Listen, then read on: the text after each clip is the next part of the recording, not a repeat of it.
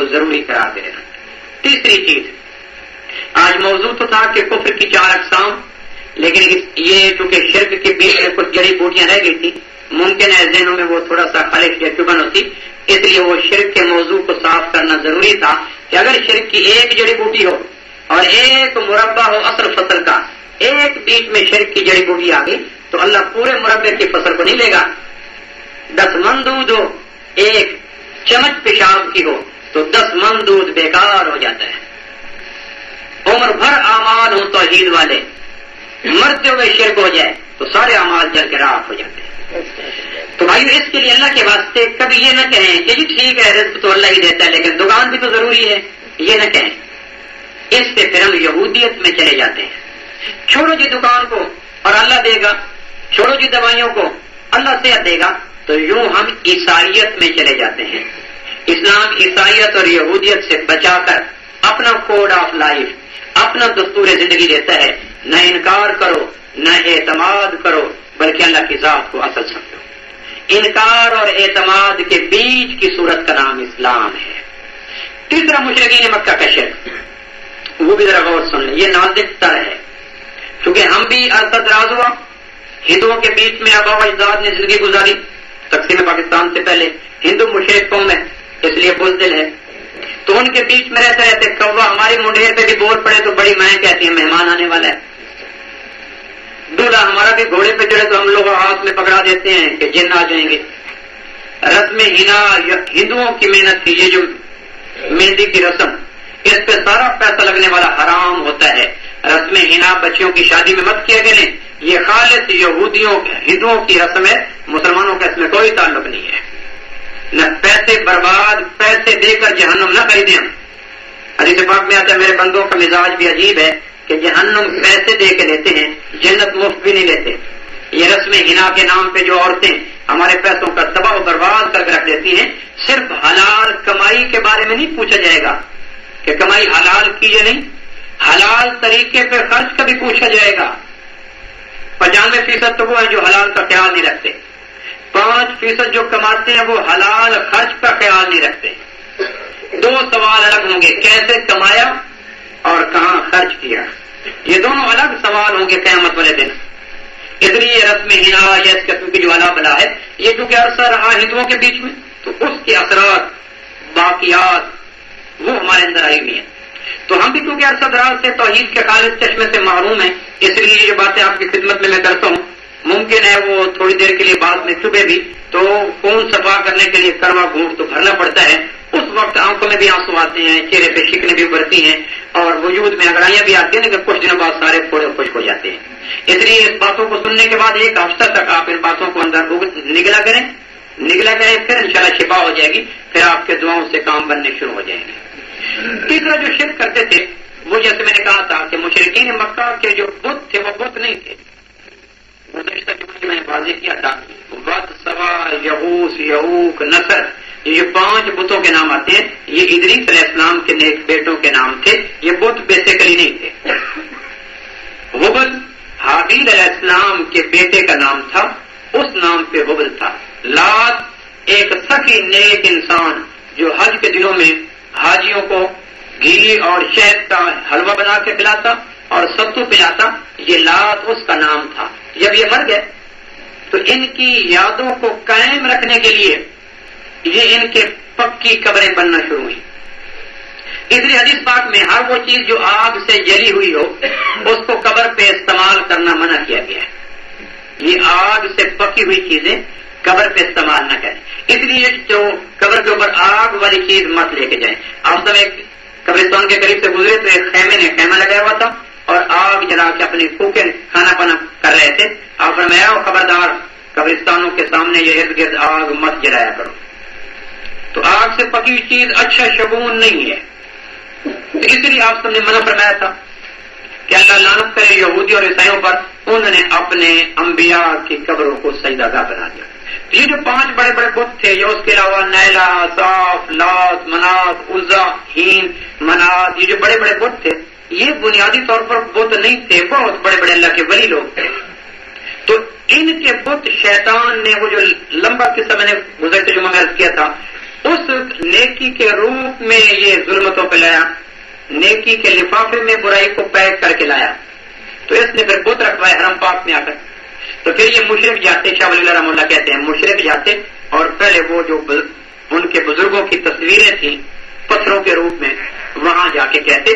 اور حجت اللہ البالغہ میں شاہ ولی اللہ رحمہ اللہ نے لکھا ہے کہ یہ کہتے کہ ایک بادشاہ ہوتا ہے، اس کے کچھ مقرب، کچھ خادم، کچھ غلام، کچھ وزیر مشیر ہوتے ہیں جو بادشاہ کو بہت خوش کرتے ہیں، عمر بھر بادشاہ کی خدمت کرتے ہیں، اور پھر بادشاہ ان کی خدمات سے خوش ہو کر ان کو کچھ علاقے الاٹ کرتا ہے، یہ علاقہ آپ کا، یہ آپ کا، یہ آپ کا، وزیر بنا دیتا ہے، جس طرح ہمارے دور میں وزیر پہلے.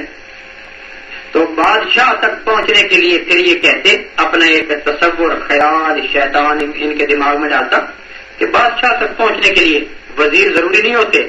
وہ شیطان کہتا ہاں ضروری ہوتے ہیں.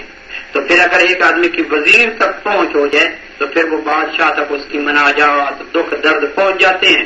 یہ کہتے شیطان ان کو بتاتا کہ ہاں پہنچ جاتے ہیں. تو پھر وہ کہتا تم گنہگار ہو، تم حرم پاک میں براہ راست مت جاؤ، تم یہ جو تمہارے بڑے بڑے بزرگ اس دور کے تھے، لات منات عزا، ان کے پاس جاؤ اور ان کو کہو یا فلاں، جو اس دور میں تھے، یا فلاں میرا یہ کام آپ کروا دیں. تو آپ تو گنہگار ہیں، ہم تو گنہگار ہیں، ہماری بات مانتا نہیں، آپ کی بات موڑتا نہیں، حالانکہ اللہ پابند کوئی نہیں. ہماری بات مانتا نہیں اللہ، آپ کی بات موڑتا نہیں اللہ، بڑا کو پابند ہے کہ کسی کی نہ موڑے. مالک نوح علیہ السلام نے کہا یا اللہ بیٹے کو بچا لے، تو میں نہیں بچاتا. ولید بن مغیرہ نے کہا مشرک تھا، یا اللہ 12 بچے دے، کہ 12 بچے دے دیتا ہوں. ابراہیم علیہ السلام نے کہا یا اللہ باپ کو مومن بنا دے، کا نہیں بناتا. شیطان نے کہا یا اللہ عمر بھر کے لیے زندگی دے دے، کا دے دیتا ہوں. تو وہ کو پابند ہے، وہ تو آزاد ہے. یہ پھر ان کو کہتے کہ اللہ ہماری مانتا نہیں اور تمہاری موڑتا نہیں، اور مہربانی کرو یہ ہماری. تو پھر ان کو پکارتے اور ان سے کہتے یہ ہماری فریاد آپ کے ذمے اور آپ اوپر پہنچ جائیں.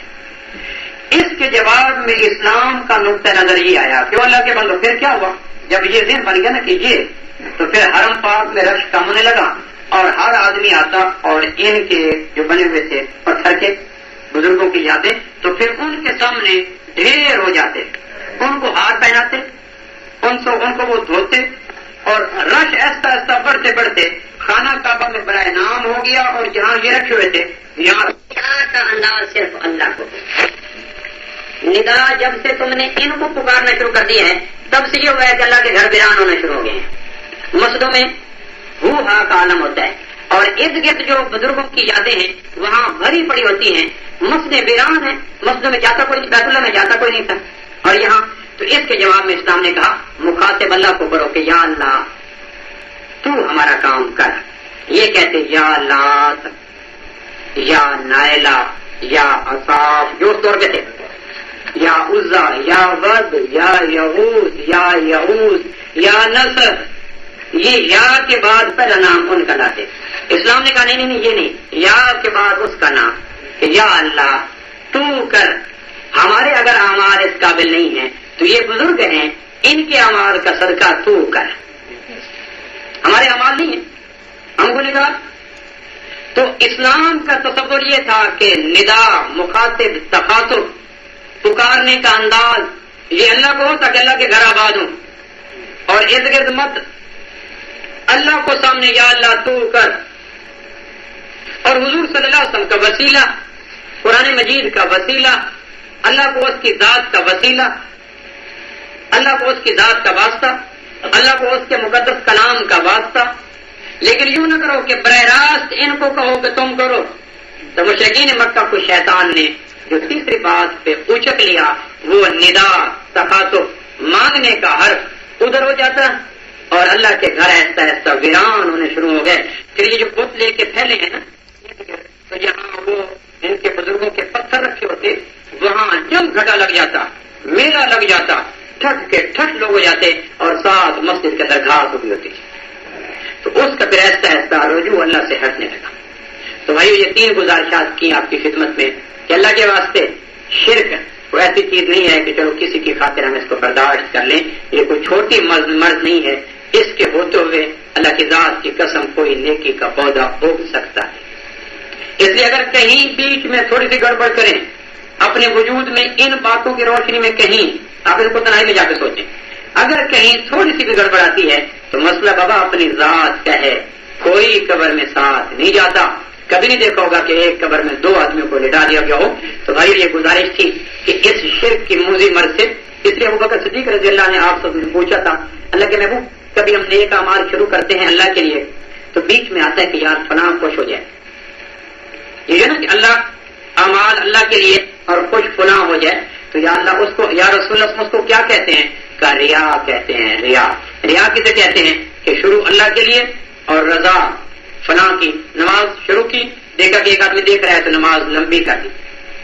اس پہ بخاری شریف کی ہدایت حدیث پاک جو ہے آپ نے فرمایا تھا کہ جہنم میں اولین وجود جو پھینکے جائیں گے دوزخ میں، اس میں ایک شہید کا وجود ہوگا، ایک عالم کا وجود ہوگا، ایک سخی کا وجود ہوگا کہ شہید نے شہادت تو اللہ کے لیے شروع کی تھی، بعد میں ذہن میں اوروں کی بھی رضا آ گئی کہ چلو یہ کہیں گے بڑی بہادری.